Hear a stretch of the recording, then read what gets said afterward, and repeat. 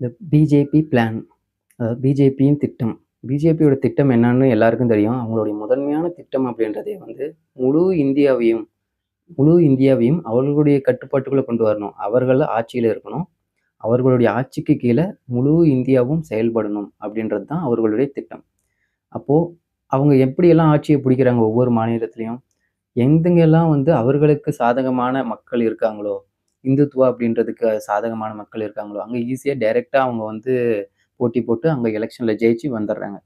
ஒருவேளை சில மாநிலங்கள்ல மகாராஷ்டிரா மாதிரியோ, இல்ல வங்காளதேசம் மாதிரியோ, இல்ல இங்க தமிழ்நாடு மாதிரியோ, ஏதாவது மாநிலங்கள் வந்து அவர்களுக்கான மொழி, அவர்களுக்கான அவங்களுடைய மக்கள், அவங்களுக்கான தனிப்பட்ட அரசியல் கட்டமைப்பு, இந்த மாதிரிலாம் வாழ்ந்தாங்க அப்படின்னா, அவங்க சில ஸ்ட்ராட்டஜிஸ வச்சிருக்காங்க.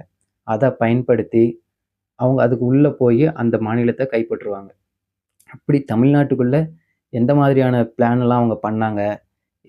எந்தெந்த பிளான்ல அவங்க தோத்தாங்க? எப்படி அவங்க இப்போ ஜெயிச்சிருக்காங்க? அப்படின்றத வந்து இந்த வீடியோல முழுசா பார்ப்போம். வாங்க.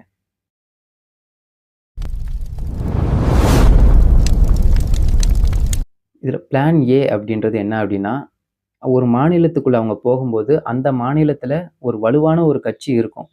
ஒரு மாநிலம் தனக்கான ஒரு அடையாளத்தோட வாழுது அப்படின்னா, தனக்கான அடையாளத்தோட வாழ்றது மட்டும் இல்லாம, அதுல அவங்க வளர்ச்சியிலயும் போயிட்டு இருக்காங்க அப்படின்னா, கண்டிப்பா அங்க வந்து அதுக்கு சப்போர்ட் பண்ற ஒரு அரசியல் கட்சிகள் அப்படின்றது அங்க இருக்கும். அதுல முதன்மையான ஒரு கட்சிய எடுப்பாங்க. இந்த உலகத்த பொறுத்தவரைக்கும் என்ன அப்படின்னா, எல்லா கட்சிகள் மேலயும் ஊழல் அப்படின்றது வந்து ஒரு குற்றச்சாட்டா காமனா இருக்கும். உலகம் முழுக்க இருக்கக்கூடிய எல்லா பொலிட்டிக்கல் பார்ட்டிஸ் மேலயும் அது இருக்கும். இது இல்லாம அவங்களுடைய ஆட்சி காலகட்டத்தில ஏதாவது வன்கொடுமைகள், ஏதாவது ஒரு சட்ட சம்மந்தப்பட்ட ஒரு பிரச்சனைகள் ஏதாவது ஒண்ணு நடந்திருக்கும்.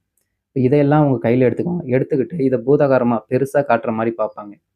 அப்போ தமிழ்நாட்டுக்கு வரும்பொழுது, தமிழ்நாட்டுல ரொம்ப ஸ்ட்ராங்கஸ்ட் பார்ட்டியா இருக்கிறது வந்து யாருன்னு பார்த்தீங்கன்னா, டிஎம்கே.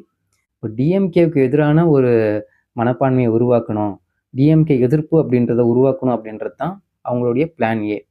அப்போ ஹெச் ராஜாவாக இருக்கட்டும், இல்ல தமிழிசை சவுந்தரராஜன் அவர்களாக இருக்கட்டும், பிஜேபி சப்போர்ட் பண்ண எல்லாரும் ஆரம்ப காலகட்டத்தில பார்த்தீங்க அப்படின்னா, ரொம்ப தீவிரமா டிஎம்கேவ எதிர்த்துக்கிட்டே இருந்திருப்பாங்க. இதுதான் அவங்களுடைய முதல் பிளான். ஒரு கட்சி எந்த கட்சி முதல்ல இருக்கோ அந்த கட்சிய நம்ம தீவிரமா எதிர்க்கணும். அதுதான் பிளான் ஏ. அப்போ டிஎம்கே எதிர்ப்பு அப்படின்றது தான் வந்து இவங்களுக்கான பிளான் ஏ. பிளான் பி என்ன பண்ணுவாங்க அப்படின்னா, அந்தே மாநிலத்தில வேற ஏதாவது ஒரு எதிர்க்கட்சி யாராவது இருக்காங்களா? ஸ்ட்ராங்கஸ்ட் கட்சியா? இந்த ஏதாவது அவங்களுடைய முதல் பிளான் ஏக்கு வலு சேர்க்கிற மாரி பிளான் பி. 2வதா இருக்கக்கூடிய அந்த கட்சிய வந்து எப்படியாவது அந்த கட்சிக்குள்ள ஒரு உறுப்பினரா போயிடுவாங்க. உள்ள போயிடுவாங்க. போய் ஜாயின் பண்ணிடுவாங்க. ஜாயின் பண்ணிட்டு என்ன பண்ணுவாங்கன்னா, முழுசா அந்த கட்சியவே முழுங்கிடுவாங்க. கட்சிய முழுங்கிட்டு, அந்த கட்சிய அதாவது எதிர்க்கட்சியா வந்து இனிமேல் பிஜேபி தான் அப்படின்ற மாரியான ஒரு நிலைப்பாட்டுக்கு வருவாங்க. அப்படி பார்க்கும்போது தமிழ்நாட்டுல 2வது பெரிய கட்சியா இருந்தது வந்து ஏடிஎம்கே. அப்ப ஏடிஎம்கேவ முழுசா முழுங்கணும். ஏடிஎம்கேவ முழுசா கேப்சர் பண்ணணும். அப்ப அதுதான் பிளான் பி. அப்ப இந்த பிளான் பிய அவங்க எக்ஸிக்யூட் பண்றாங்க. அதுக்கு கீழயே 2 அ பிளான்ஸா பிரிக்கிறாங்க. ஏடிஎம்கேவ முழுங்கணும் அப்படின்றதையே, ஏடிஎம்கேவ காலி பண்ணணும் அப்படின்றதையே 2 பிளானா அவங்க பிரிக்கிறாங்க. ஒரு பிளான் என்ன அப்படின்னா, அந்த கட்சிக்குள்ள புது புது தலைமைகள உருவாக்கி கட்சிய உடைக்கிறது. 2ஆ 3ஆ கட்சிய உடைக்கிறது. அது பிளான் ஏ. அதாவது பிளான் பிக்குள்ள முதல் கட்ட பிளான். இப்ப நம்ப தமிழ்நாட்ட பொறுத்தவரைக்கும் எடப்பாடி பழனிசாமி அவர்கள் இருந்தாரு. அதே மாதிரி அவருக்கு ஆப்போசிட்ல பார்த்தீங்கன்னா, பன்னீர்செல்வம் அவர்கள் இருந்தாங்க. இந்த மாரி கொஞ்சம் கொஞ்சமா பிரிக்கிறது. அதுல இன்னும் 2வது கட்டமா என்ன பண்ணுவாங்க அப்டின்னா, பிஜேபிய சப்போர்ட் பண்ற மாரி ஒரு ஆள வந்து களத்துக்குள்ள இறங்கி, அவரு இந்த கட்சி தலைவர்கள் எல்லாம் எல்லாரையும் எதிர்த்து கேள்வி கேட்கிற மாரி ஒரு பிம்பத்த உருவாக்கி, இந்த கட்சியவே கேப்சர் பண்ற மாரியான ஒரு திட்டத்த உருவாக்குவாங்க. அந்த திட்டத்துக்கு கீழ வந்தவர் தான் அண்ணாமலை அவர்கள். ஒரு கட்டத்தில பார்த்தீங்க அப்டின்னா, அண்ணாமலை அவர்களும் சரி, எடப்பாடி பழனிசாமி அவர்களும் சரி, 2 பேருமே சண்டை போட்டுக்கிற மாரியான நிகழ்வுகள்லாம் நடந்திருக்கும். இது என்னன்னா, அவங்க பிளான் பில அதாவது ஏடிஎம்கே கேப்சர் பண்ணணுன்றது பிளான் பி. அதுக்குள்ள முதற்கட்டம் என்ன அப்டின்னா, கட்சிய 2, 3ஆ உடைக்கிறது. 2ஆம் கட்டம் பிளான் என்ன அப்டின்னா, ஒரு தலைமைய இவர்களா உருவாக்குவாங்க. அந்த தலைமை வந்து பிஜேபிக்கு சப்போர்ட் பண்ணும். அத வச்சு இந்த கட்சிய முழுசா முழுங்கணும் அப்டின்றது. ஆனா, தமிழ்நாட்ல பேக் ஃபயர் ஆனது எங்க அப்டின்னா, ஏடிஎம்கேவோட தலைவரா அப்ப இருந்த எடப்பாடி பழனிசாமி அவர்கள்.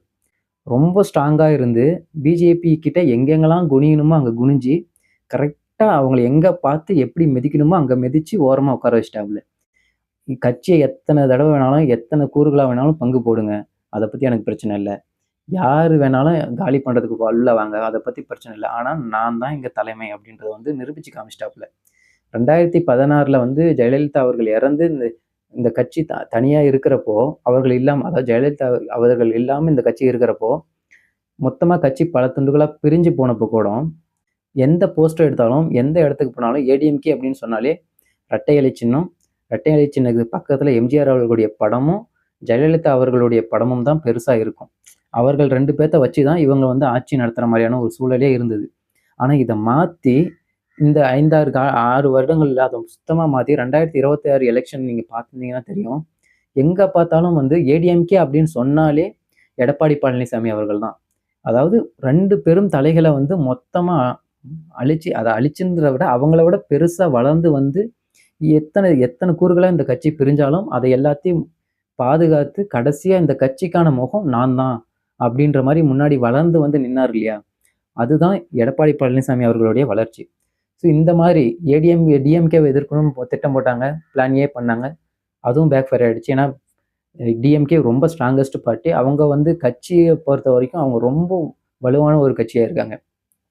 ஏடிஎம்கே வந்து 2வது நிலையில இருக்கக்கூடிய கட்சி கொஞ்சம் வீக்கா இருந்தாலும், எடப்பாடி பழனிசாமி அவர்களுடைய தலைமையின் கீழ வரும்பொழுது, இவர்களால அந்த கட்சிய முழுசா விழுங்க முடியல. ஸோ இது பிளான் பியும் போயிடுச்சு. இப்போ பிளான் சிக்கு போறாங்க. பிளான் சிய பொறுத்தவரை தான் உலக அரசியல்லயும் நடக்கக்கூடிய ஒரு விஷயம் தான் வந்து இதுவும். இது என்ன அப்படின்னா, இங்க தமிழ்நாட்டுக்குள்ள பிரபலமா இருக்கிற யாரையாவது ஒருத்தர பார்ப்பாங்க. அவங்கள இந்த கட்சிகளுக்கு எதிரா கொண்டு வர்றது. இந்த கட்சிகளுக்கு எதிரா நிக்க வைக்கிறது. நிக்க வச்சு இவர்கள இந்த பிரபலமா இருக்கிறவங்களுக்கு வந்து பெருசா வந்து அரசியல் பின்புலம் இருக்காது. அப்ப இவர்கள வின் பண்ண வச்சுட்டு, இவங்கள வந்து பின்னாடி இருந்து பிஜேபி இயக்கும். ஸோ அந்த மாரியான ஒரு கான்செப்ட்ட உருவாக்குறோம். இதுதான் வந்து பிளான் சின்றது. இப்ப இந்த பிளான் சிலயே வந்து தமிழ்நாட்டுல 2 கட்டமா நிறைவேத்துனாங்க. முதல் கட்டம் அப்படின்றது வந்து 2021 தேர்தல்ல ரஜினி அவர்கள இறக்குறது தான் வந்து முதல் கட்ட பிளான். இவங்களுக்கு வந்து பிளான் ஏ இருக்கு, பிளான் பி இருக்கு. சப்போஸ் இதெல்லாம் தோத்தாலும், நமக்கு வந்து பிளான் சி வேணும் அப்படின்னு சொல்லிட்டு பிளான் சியும் இவங்க பிளான் பண்ணி வச்சிருக்காங்க. அப்படி பிளான் சிக்குள்ள முதல் கட்டமா இறக்கப்பட்டவர் தான் ரஜினி அவர்கள். ரஜினி அவர்கள 2021 எலக்ஷன்ல கொண்டு வந்து ஒரு புரட்சி பண்ணிடணும் அப்படின்ற மாரி நெனைச்சாங்க. ஆனா அது வந்து நடக்கல. ரஜினி அவர்கள் இதெல்லாம் கூர்ந்து பார்த்துட்டு, கவனிச்சுட்டு, ஓகே நம்மள வச்சு ஏதோ பெருசா பிளான் பண்றாங்க அப்படின்னு தெரிஞ்ச உடனே ஹாஸ்பிட்டல்ல போய் படுத்துட்டாரு. நானும் கட்சி ஆரம்பிக்கிறேன்ற மாரி கொண்டு வந்து கடைசியில ஹாஸ்பிட்டல்ல போய் படுத்துட்டு, இந்த குதிரை இதுக்கப்புறம் எந்திரிக்காதுப்பா, இந்த குதிரைக்கு வயசாயிடுச்சுப்பா அப்படின்னாரு. அப்படின்னு சொல்லி இந்த மொத்தமா இந்த அரசியல விட்டு அப்படியே மொத்த அரசியல் அவர் பின்னாடி இருந்த அந்த அரசியல் கட்டமைப்ப அப்படியே தூக்கி தூரம் போட்டு சினிமாக்குள்ள திரும்பவும் போயிட்டாப்புல. இப்ப நம்மளால பார்க்க முடியுது. அந்த குதிரை எவ்வளவு வேகமா இப்ப ஓடிட்டு இருக்கு அப்படின்றத நம்மளால பார்க்கவே முடியுது. அப்படி இவங்களுடைய பிளான் சில முதல் கட்டத்தையும் வந்து ரஜினி அவர்களால தோற்கடிக்கப்பட்டுருச்சு. பிஜேபி பின்வாங்கிருச்சு. அப்படி ரஜினி அவர்கள் நம்மள கைவிட்டுட்டாலும், நமக்கு அடுத்த ஆப்ஷன் யாரு அப்படின்றத வந்து பிஜேபி அப்பயே பிளான் பண்ணிட்டாங்க. அதுதான் விஜய் அவர்கள். பிளான் சில ரஜினி அவர்கள் முதல் கட்டம். ரஜினி அவர்கள் ஒருவேளை நம்மள கைவிட்டுட்டா நம்ம என்ன பண்ணணும் அப்படின்னு அவங்க திட்டம் போட்டு கொண்டு வந்தது தான் விஜய் அவர்கள். பிளான் சிக்குள்ள 2வது கட்டம். நீங்க பார்த்தீங்கன்னா தெரியும். இந்த 2021க்கு முன்னாடி எலக்ஷனுக்கு முன்னாடி எல்லாமே, இந்த மாஸ்டர் படம் வந்து அவங்க ரிலீஸ் பண்றதுக்கு முன்னாடி, மாஸ்டர் படம் இருக்கும் பொழுதே நடந்துட்டு இருக்கும் பொழுதே, விஜய் அவர்கள கைது பண்ணாங்க. இடியில வந்து அவங்க எடுத்துன்னு கூட்டின்னு போயிட்டு விசாரிச்சாங்க.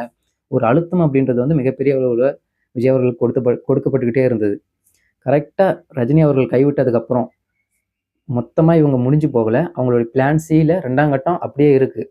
நீங்க தெளிவா நல்லா பார்த்தீங்கன்னா தெரியும். 2021 தேர்தலுக்கு பிறகு எந்த ஒரு இடத்துலயுமே பிஜேபி தலைவர்களும் சரி, பிஜேபி தொண்டர்களும் சரி, பிஜேபி சார்ந்த யாருமே விஜய் அவர்கள கண்டிக்கவும் கிடையாது.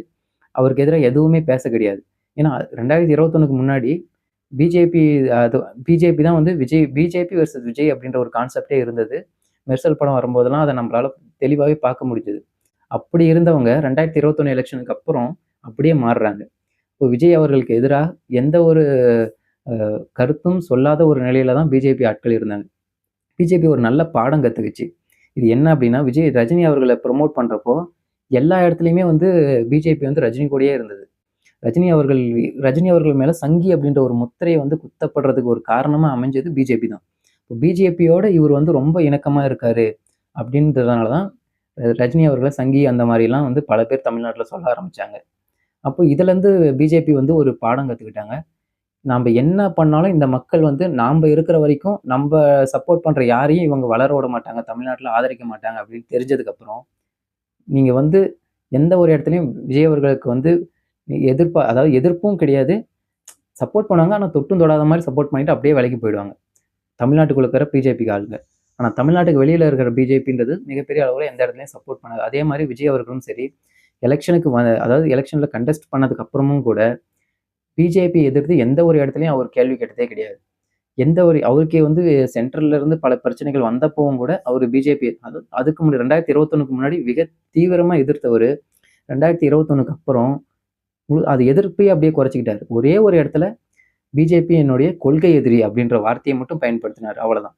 மத்தபடி அதுக்கு முன்னாடியும் சரி, பின்னாடியும் சரி, அவர் எந்த ஒரு எதிர்ப்பையுமே காட்டல. ஒரு மாதிரி இணக்கமான ஒரு சூழல்ல தான் போயிட்டே இருக்காங்க. நல்லா கவனிச்சீங்கன்னா, இவங்க எலக்ஷனுக்கு ஜெயிச்சு வந்ததுக்கு அப்புறம் பிஜேபி மும்மொழி கொள்கையை கொண்டு வர பாக்குது. இந்த சைடு இவங்களுக்கு அமைச்சரா போட்டிருக்கிற கீர்த்தனா அவர்கள் வாண்டடா ஹிந்தியில பேசுறாங்க. ஏன் ஹிந்தியில பேசுறீங்கன்னா, உலகம் முழுக்க விஜய் அவர்கள கொண்டு போய் சேர்க்கணும். அதுக்கு நான் ஹிந்தியில பேசணுன்றாங்க. ஓகேவா? ஸோ இந்த மாரி நம்ப தொடர்ந்து பார்த்தோம் அப்டின்னா, அதே மாரி இவங்க இவங்க அமைச்சரா போட்டிருக்கிற சிடிஆர் நிர்மல் குமார்ன்னு நெனைக்கிறேன். அவரும் சரி ஆர்எஸ்எஸ் பேக்ரவுண்ட்லேருந்து வந்தவரா இருக்காரு. இப்படி விஜய் அவர்கள் உள்ள கொண்டு வராங்க. விஜய் அவர்கள கொண்டு வந்துட்டு, விஜய் அவர்கள்ட்ட ஒரு டீலிங் மாரி பண்ணிடுறது. உனக்கு தேவையான ஒரு 10 பேர வச்சுக்கோ. உனக்கு கட்சியில உன்னுடைய ரசிகர் மன்றத்திலருந்து ஒரு 10 பேர வச்சுக்கோ. எங்களுக்கு பிரச்சனை இல்ல. ஆனா மீதி இருக்கிற பல பேர் நாங்க போடுற ஆளு தான். நாங்க போடுற ஆள்ல இருந்து ஒரு 2, 3 பேரையாவது குறைஞ்சபட்சம் ஒரு அமைச்சர் ஆக்கிடு.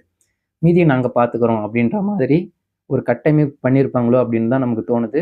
இப்ப இருக்கிற கட்டமைப்பு பிஜேபிக்கு சாதகமா தான் இருக்கு. நீங்க நல்லா யோசிச்சு பாருங்க. பிஜேபிய இங்க தமிழ்நாட்டுக்குள்ள நுழைய விடாம இருந்த சக்திகள், டிஎம்கே அவங்களுடைய பவர் சென்டரே காலி பண்ணியாச்சு. கட்சி இருக்கு. ஆனா பவர் சென்டர் காலியா இருக்கு. இப்ப அத அவங்க ரினியூ பண்ணி அவங்க திரும்பவும் எழுந்து வரணும் அப்படின்னாவே 5 வருஷம் போதுமா அப்படின்றது ஒரு கேள்விக்குறியா இருக்கு. இப்ப ஏடிஎம்கேவ பொறுத்தவரைக்கும் கட்சியவே உடைச்சு காலி பண்ணியாச்சு. கட்சியே சுக்குநூறா உடைஞ்சு போச்சு. இதுக்கு அப்புறம் அடுத்ததா இருந்தவங்க என்டிகே. என்டிகே தமிழ் தேசிய அரசியல பேசி வந்தாங்க. 2016ல 1% ஓட்டு, 2019ல 3%, 2021ல 6%, 2024ல 8% அப்படின்னு தமிழ் தேசிய அரசியல் தமிழ்நாட்டுல ரொம்ப வீரியமா வளர்ந்துகிட்டு இருக்கிற காலகட்டம். அப்போ இதையுமே அவங்க உடைச்சு காலி பண்றாங்க.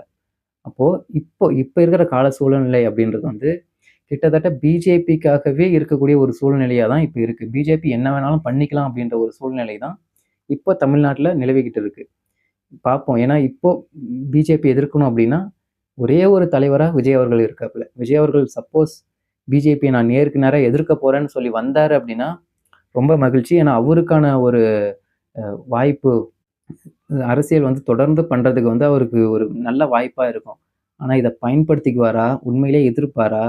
இல்ல கொஞ்சம் இணக்கமா போயிட்டு, அவங்களுக்கு தேவையானதெல்லாம் அவங்கள பண்ணிக்க விட்டுருவாரா? அப்படின்றது பொறுத்திருந்து தான் பார்க்கணும். ஆனா விடமாட்டாருன்னு நம்புவோம். என்ன நடக்குதுன்னு பார்ப்போம். தமிழர், தமிழ்நாடு வளரட்டும். நன்றி.